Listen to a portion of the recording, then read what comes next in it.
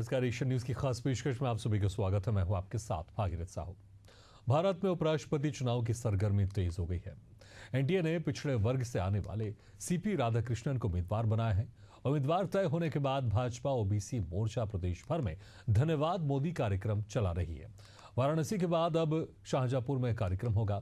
भाजपा का दावा है कि जातिवार जनगणना का ऐलान और पिछड़े वर्ग से उपराष्ट्रपति पद का उम्मीदवार बनाना इस सरकार के सबका साथ सबका विकास और सबके विश्वास की नीति का हिस्सा है। प्रदेश अध्यक्ष ओबीसी मोर्चा नरेंद्र कश्यप का कहना है कि भाजपा ने दलित, आदिवासी और पिछड़े समाज को उच्च पदों पर सम्मान देकर राजनीतिक संदेश दिया है। उनका तर्क है कि आदिवासी बेटी को राष्ट्रपति बनाना, दलित चेहरे रामनाथ कोविंद को राष्ट्रपति बनाना और अब सीपी राधाकृष्णन को उपराष्ट्रपति पद पर उम्मीदवार बनाना यही साबित करता है कि भाजपा हर वर्ग को साथ लेकर चल रही है। दूसरी ओर विपक्षी उम्मीदवार बी सुदर्शन रेड्डी लखनऊ पहुंचे। कांग्रेस दफ्तर में वरिष्ठ नेताओं से मुलाकात की, महात्मा गांधी और इंदिरा गांधी की प्रतिमा पर श्रद्धांजलि दी और समाजवादी पार्टी मुख्यालय जाकर समर्थन मांगा। विपक्ष का आरोप है कि भाजपा केवल दिखावटी राजनीति कर रही है और असली मुद्दों से जनता का ध्यान भटका रही है। क्या भाजपा का धन्यवाद मोदी अभियान विपक्ष की काट है? क्या पिछड़ा वर्ग भाजपा के साथ आएगा? ये जो तमाम सवाल है, और क्या उपराष्ट्रपति चुनाव का नतीजा होगा, इसी खास मुद्दे पर चर्चा करेंगे। लेकिन पहले कुछ प्रतिक्रिया आपको सुना देते हैं। राष्ट्रपति पद को सुशोभित करने के लिए एक आदिवासी परिवार से संबंध रखने वाली आदरणीय द्रौपदी मुर्मू जी को राष्ट्रपति पद के रूप में देखा है। ये पहला मौका है कि देश उपराष्ट्रपति पद पर भी ओबीसी परिवार से संबंध रखने वाले राधा कृष्णन जी को उपराष्ट्रपति बनते हुए देखेगा। ये पहला मौका है देश में कि देश 11 वर्षों तक लगातार प्रधानमंत्री के रूप में भी एक ओबीसी परिवार से संबंध रखने वाले नरेंद्र मोदी जी को देख रहा है। तो मैं नरेंद्र मोदी जी का, एनडीए का, भारतीय जनता पार्टी का आभार व्यक्त करता हूं कि लोकतांत्रिक देश में उन्होंने उपराष्ट्रपति पद के उम्मीदवार के रूप में ओबीसी परिवार के व्यक्ति को मौका देके तमाम पिछड़ों के सम्मान और गौरव को बढ़ाया है। ओबीसी मोर्चा प्रधानमंत्री और भारतीय जनता पार्टी का आभार धन्यवाद करने के लिए पूरे उत्तर प्रदेश में अपने अभियान को शुरू कर रहा।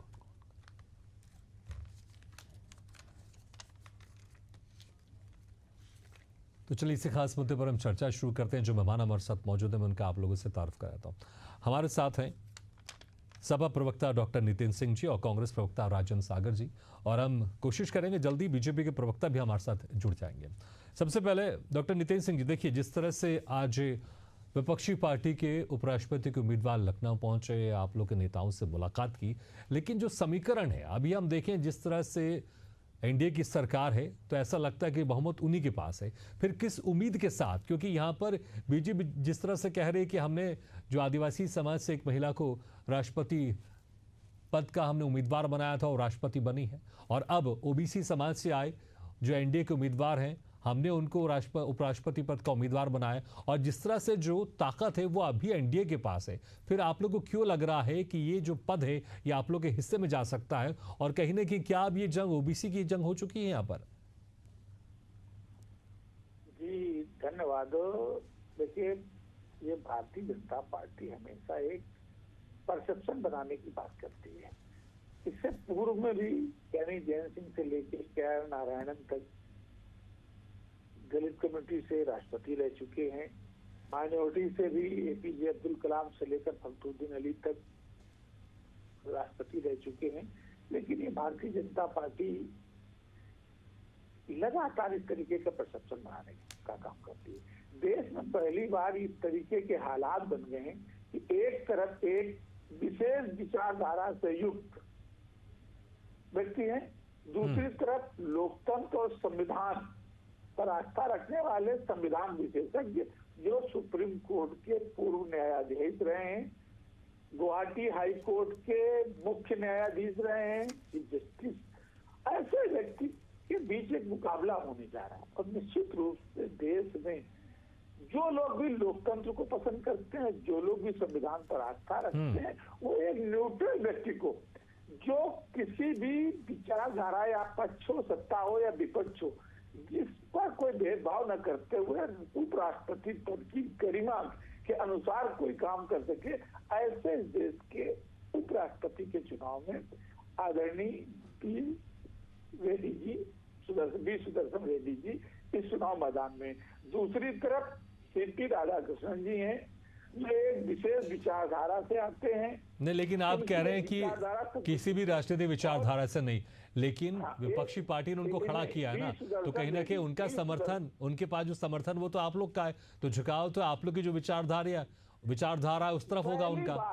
पहली बार संपूर्ण विपक्ष की कोई एक विचारधारा नहीं है, संपूर्ण विपक्ष, समाजवादियों की अपनी विचारधारा है, कांग्रेस की अपनी विचारधारा, लेकिन कम से कम ये विचारधारा तो है ना कि बीजेपी को हटाना है, बीजेपी को हटाना है सरकार से, ये विचारधारा तो आप लोग की है ही। लोकतंत्र, राहुल जी, लोकतंत्र और संविधान के मामले पर संपूर्ण विपक्ष एक है।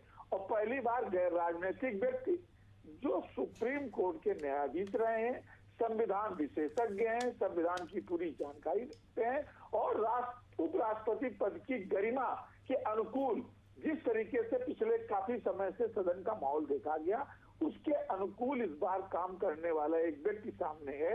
निश्चित रूप से पूरे देश के सांसद संविधान पर जो आस्था रखते हैं, जो लोकतंत्र पर आस्था रखते हैं, वो ऐसे व्यक्ति को चुनेंगे जो संविधान की रक्षा करते हुए, सदन की मर्यादा का पालन करते हुए इस पद की गरिमा को बचाने का काम करेगा। और यही इसी कारण बहुत सारे सत्ता पक्ष के भी जो एनडीए अलायंस के लोग हैं वो भी ठीक है। बहरहाल, लेकिन वो सदन के सभापति भी होते हैं, तो वहां पर राजनेताओं को टैकल करना बहुत एक जरूरी एक अहम हिस्सा हो जाता है, और मुझे लगता है इसी को लेकर ज्यादा घमासान भी रहता है। हमारे साथ है बीजेपी प्रवक्ता चंद्रमोहन जी भी जुड़ गए। चंद्रमोहन जी, आपका स्वागत है हमारे चर्चा में। चंद्रमोहन जी, देखिए, जिस तरह से इंडी गठबंधन के विपक्षी पार्टी के आज जो उम्मीदवार हैं उपराष्ट्रपति के, वो लखनऊ पहुंचे हैं और सभा के नेताओं से मुलाकात की है, कांग्रेस के भी कई नेताओं से मुलाकात की है, तो वो तो अपने मोर्चा जो यहाँ पर है, मुलाकात का उनका दौर शुरू हो गया है। लेकिन जिस तरह से आप लोग एक तरफ मोदी के धन्यवाद को लेकर ओबीसी मोर्चा की तरफ से मोदी का धन्यवाद कार्यक्रम चलाया जा रहा है, तो क्या आपको उम्मीद है जिस तरह से जो आपके उम्मीदवार हैं उपराष्ट्रपति पद के, वो ओबीसी समाज से आते हैं, तो आपको इसलिए लगता है कि ओबीसी समाज से आते हैं इसलिए उनकी विजय संभव है, या फिर जो अंक गणित की बात की जाती है चुनाव जीतने के लिए, वो आपके पास अभी ऐसा लग रहा है देखने में कागजों में वो आपके पास है, और इसलिए आपको लग रहा है कि ये मजबूती वो आपके दावेदार के साथ है और वही उपराष्ट्रपति बनेंगे? भगीरथ जी, हमारे एनडीए के जो उम्मीदवार हैं राष्ट्रपति पद के, वो चाहे वो गणित के मामले में हो और चाहे नैतिकता के मामले में हो, वो हर तरह से जीतेंगे, इसमें कहीं कोई संभावना नहीं है। हमारे पास सदस्य भी है पर्याप्त रूप से, हमारे पास नैतिक बल भी हमारे पास है, हम नैतिक आधार पर भी जीतेंगे। और हार जो है विपक्ष की होने वाली है, चाहे वो गणित में वो नहीं है, वो जानते हैं कि वो हारने वाले हैं, और उनका नैतिक भी वो जानते हैं कि वो हारने वाले हैं। नैतिक उनकी हार इसलिए होने वाली है भगीरथ जी कि अभी याद करिए, यही राहुल गांधी, यही अखिलेश यादव बार बार ओबीसी समाज जाति जाति जाति जाति की बात कर रहे थे।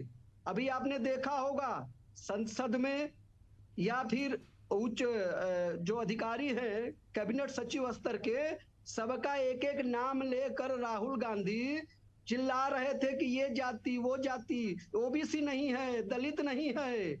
और लेकिन जब मौका आया तो राहुल गांधी का असली चेहरा जनता के सामने आ चुका है, ओबीसी समाज के सामने आ गया है, दलित समाज के सामने आ गया है कि जब इनको मौका मिला तो सोचिए ओबीसी का कौन विरोध कर रहा है। इनके पास ओबीसी चेहरा नहीं मिला, ओबीसी ओबीसी जाति जाति चिल्ला रहे थे, और जब मौका आया तो इन्होंने किसको दिया? एक वामपंथी को उम्मीदवार बनाया। वो वामपंथी जिसको आपको पता है कि जिन्होंने ऐसा निर्णय विवादित निर्णय दिया था, जहां के वहां के छत्तीसगढ़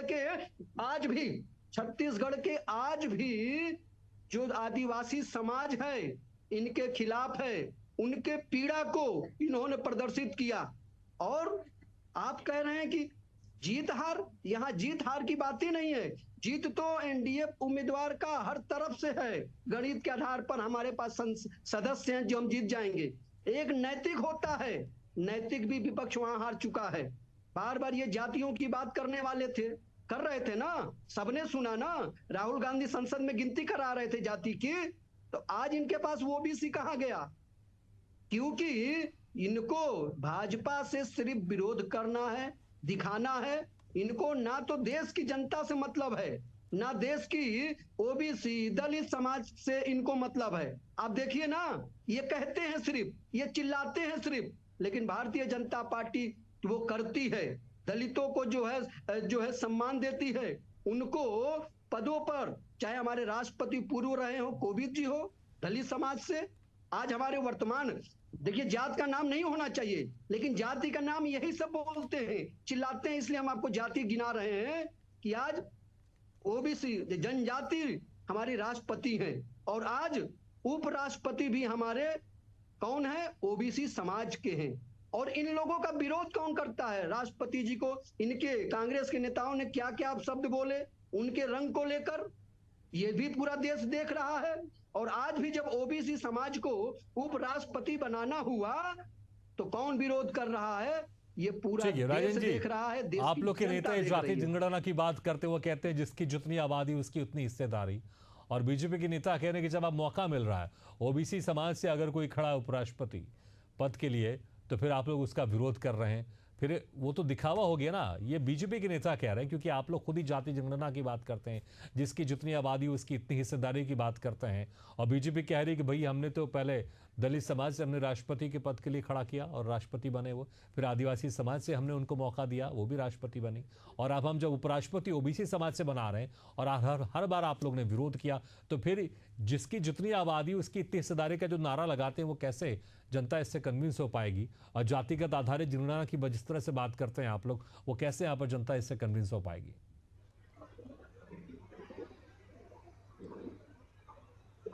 देखिए, ये बीजेपी के जो लोग आते हैं ना, वो वाट्सएप यूनिवर्सिटी का ज्ञान पढ़ के आते हैं। इनको कुछ पता तो होता नहीं है।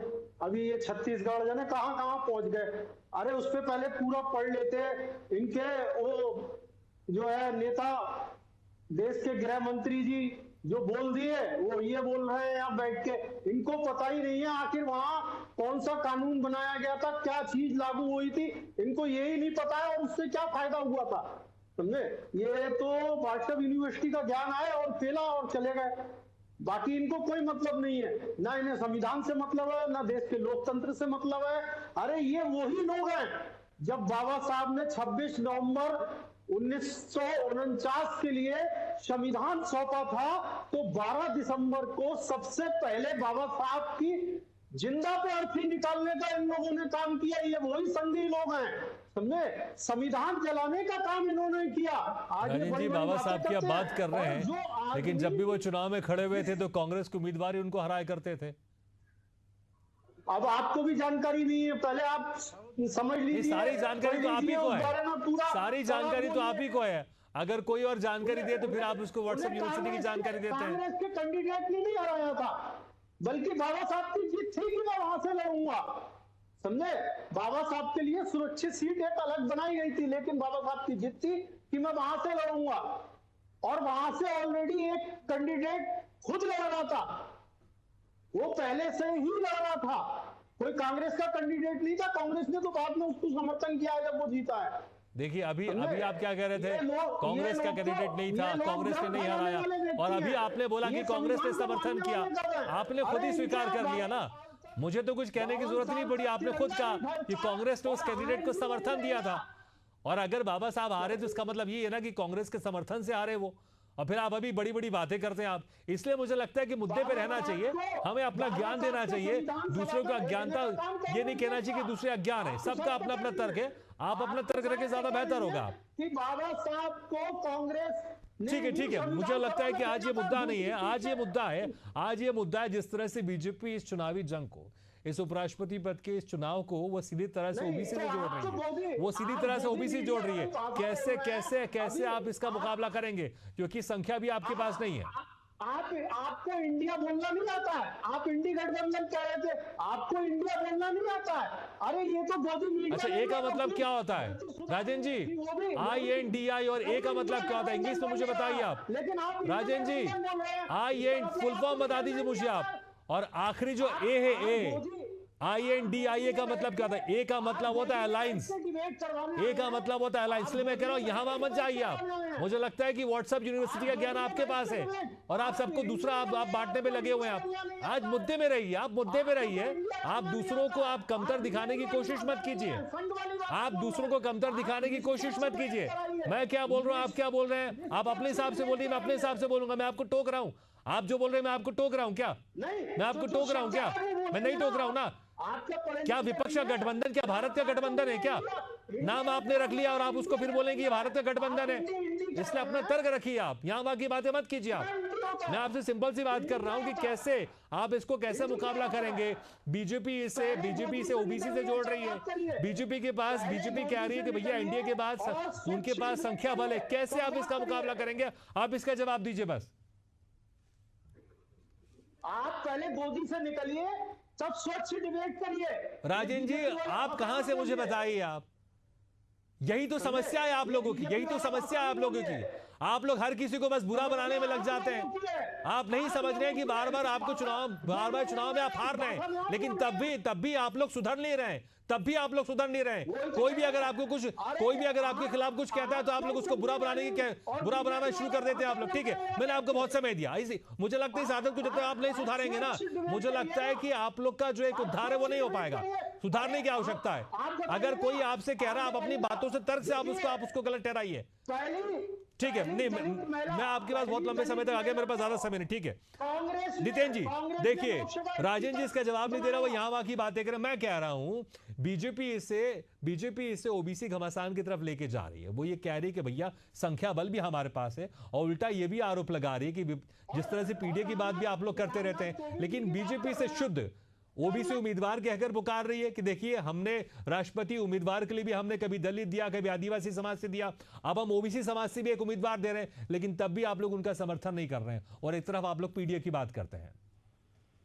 देखिए भागीरथ जी, आपने ठीक बात कही कि वो भारतीय जनता पार्टी ने दलित समाज से भी राष्ट्रपति बनाए, 2 राष्ट्रपति हो गए, आदिवासी समाज से भी हो गए।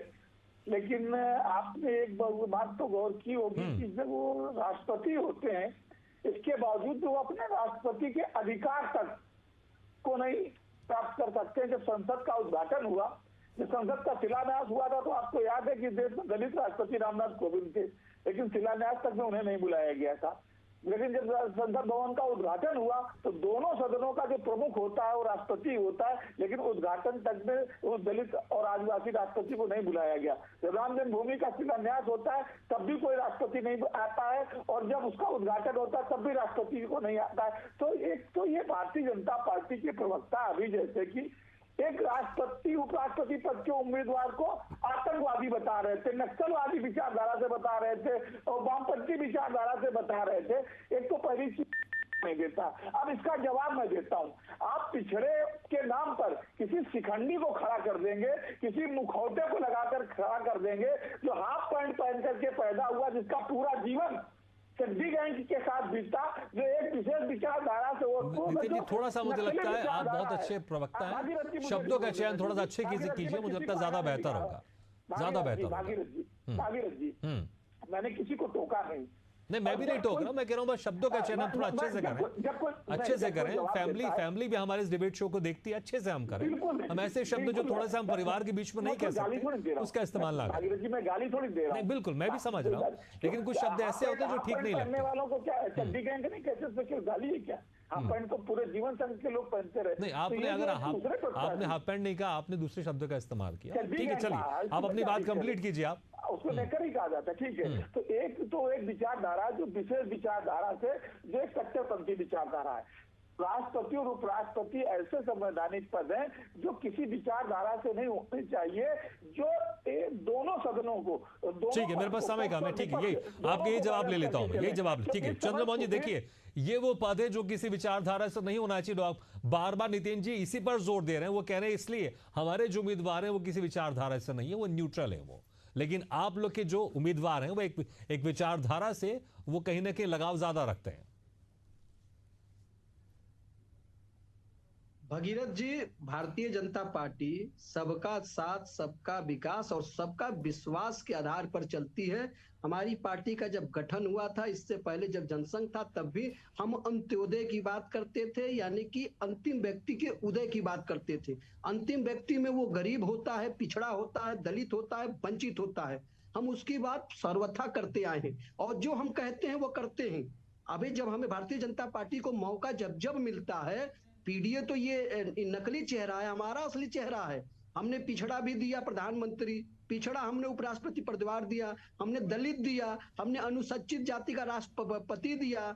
और सुनिए, जब भी मौका हमें मिला, हमने एपीजे अब्दुल कलाम को भी जो है हम लोगों ने राष्ट्रपति बनाया। यानी कि हम पीडीए पर असली हम चलते हैं। हाँ, हम उसको मानते हैं जो राष्ट्रवादी होता है, और इन लोग जो टुकड़े टुकड़े गैंग होता है, जो आतंकवादी हमला करते हैं। ठीक है, समय का मैं जवाब ले लेते हैं। ठीक है, राजन जी देखिए, साफ तौर से कह रहे हैं कि हम उनको उम्मीदवार बनाते हैं जो राष्ट्रवादी होता है, और आप लोग टुकड़े टुकड़े गैंग को समर्थन करते हैं। आप ये बताइए, जिनने 52 साल तक अपने यहाँ तिरंगा नहीं फहराया, राष्ट्रीय ध्वज नहीं फहराया, और आज भी वो नीचे डाल के उसके ऊपर भगवा फहराते हैं, वो व्यक्ति बात कर रहा है राष्ट्र की, संविधान की, लोकतंत्र की। और जिन्होंने 50 साल से संविधान को जो लिए घूम रहे हैं, जिन्होंने संविधान की रक्षा की है, जिन्होंने संविधान के तहत काम किया है, जिन्होंने लोकतंत्र के लिए काम किया है, आप उनको नक्सली बता रहे हैं। समझे? तो आप कौन सी यूनिवर्सिटी से पढ़ के निकले हैं? ये सब संघी, समझे, ये संघ की बात करते हैं। और वो व्यक्ति बैठेगा तो वो उसी विचारधारा से काम करेगा जिस विचारधारा से निकल के आया है। ना उसे पिछड़ा दिखाई देगा, ना अगड़ा दिखाई देगा, ना दलित दिखाई देगा, ना शोषित दिखाई देगा। चलिए, मुझे लगता है कि तर्क आप लोग के हैं, देखना होगा 9 सितंबर को परिणाम क्या होगा, समय समझ में आ जाएगा, क्योंकि आप लोग के तर्क तो दे रहे हैं, लेकिन जिस तरह से जो अभी संख्या बल है वो अभी एनडीए के साथ है, लेकिन आप लोग जो दावा कर रहे हैं विपक्षी पार्टी, उस दावे में कितना असर है और क्या कोई चौंकाने वाले यहाँ पर रिजल्ट सामने आएगा, ये भी देखने वाली बात होगी। बहुत बहुत शुक्रिया आपसे मेहमानों का, चंद्रमोहन जी, डॉक्टर नितिन जी और राजेंद्र सागर जी, शुक्रिया हमारे खास चर्चा में शामिल होने के लिए। तो वाकई एक बड़ा सवाल है कौन होगा उपराष्ट्रपति, लेकिन संख्या बल के हिसाब से अभी लगता है कि एनडीए का पलड़ा मजबूत है, लेकिन इसमें एनडीए खासकर बीजेपी इसे कहीं ना कहीं ओबीसी समाज से एक उम्मीदवार को लेकर यहाँ पर पेश करने की कोशिश कर रही है। और जिस तरह से राहुल गांधी जाति जनगणना की बात कर रहे थे, हालांकि इसको लेकर भी एनडीए की तरफ से, बीजेपी सरकार की तरफ से नोटिफिकेशन जारी हो, यहाँ पर एक फिर से जाति आधारित यहाँ पर एक मुकाबला माना जा रहा है, या फिर पीडीए की बात कर लें सपा की तरफ से, इसको किस तरह से काट के तौर पर यहाँ पर बीजेपी इस चुनाव को लेकर जा रही है, देखने वाली बात होगी। और इसका असर क्या होगा और 9 सितंबर को क्या रिजल्ट आएगा और कौन होगा उपराष्ट्रपति, ये भी देखने वाली बात होगी। इसी के साथ हमारे खास पेशकश में फिलहाल इतना, लेकिन खबरों का सिलसिला लगातार जारी, आप देखते रहिए एशिया न्यूज़।